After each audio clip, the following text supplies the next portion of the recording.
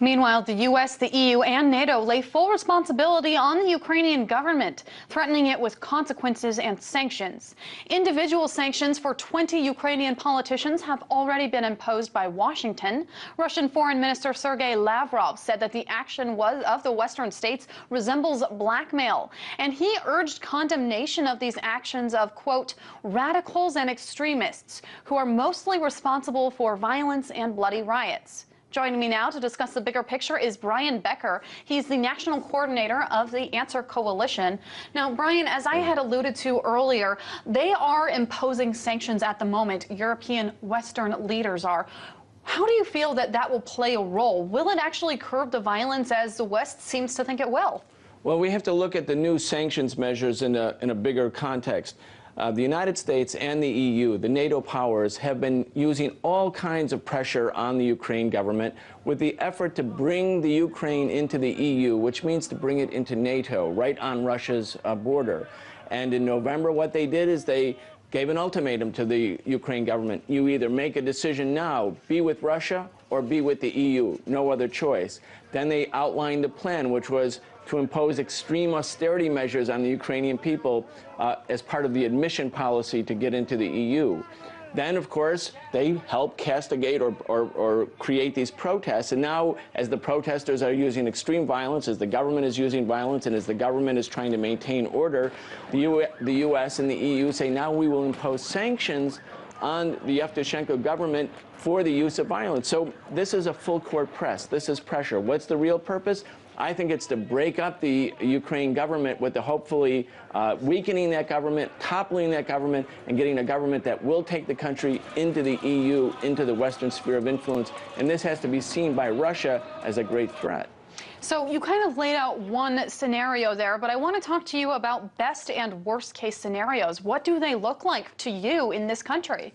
Well, the worst case scenario is that Ukraine, which is divided, of course, between East and West, and there's a class divide between rich and poor, between those who look to the East and those who have been sort of taken towards the West, or the upper crust of the western part of the country who look towards Germany.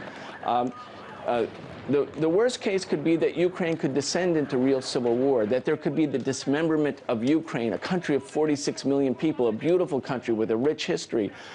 That's what happened to Yugoslavia under pressure from NATO forces. It was a country that was a multinational, multi-ethnic, regionally divided multinational republic. It was broken up. Could this happen to the Ukraine? Yes. The same thing happened to the former Soviet Union. Under those circumstances, the worst-case scenario could be so much suffering, not just for now, not just for months or years, but for generations for the people of the Ukraine.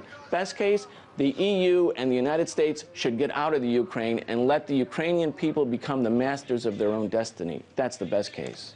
Now, that is a really slippery slope to civil war, but I want to know from you, I mean, we're seeing people die on a daily basis. We're seeing these clashes continue for weeks and months.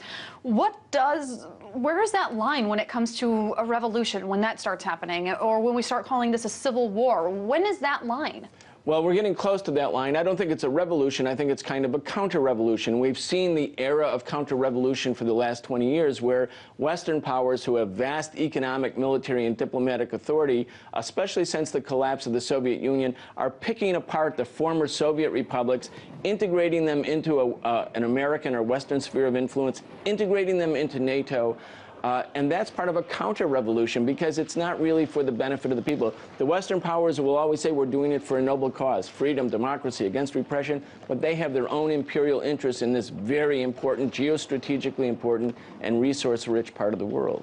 And Brian, you're kind of speaking of the U.S. as a whole. I want to focus on some of the individual players that are obviously taking part in this. A number of American politicians have been very vocal about it, some of them even visiting. I'm talking about John McCain. He visited back in December, excuse me, and U.S. Assistant Secretary of State Victoria Nuland actually handed out pastries in Independence Square. So talk about the involvement of individual American politicians in how this whole thing plays out. Well, John McCain is a provocateur and a war maker.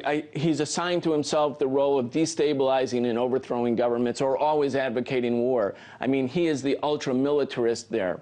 But you know that this is, as you mentioned, a bipartisan affair because The sector, when I talk about the U.S., I'm not talking about the American people. I'm talking about the main U.S. foreign policy establishment, which is linked to the military, linked to the CIA, linked to big oil, to the NSA, that whole military-industrial complex. What they're trying to do is destabilize the Ukraine, not because they care about Ukrainian people. They want to incorporate Ukraine, this important country, big country, the second largest army and military in Europe. They want to incorporate it as part of the U.S. sphere of influence. That's an imperial design. The American people don't gain anything from that, but big corporations and banks and the military-industrial complex, they do gain.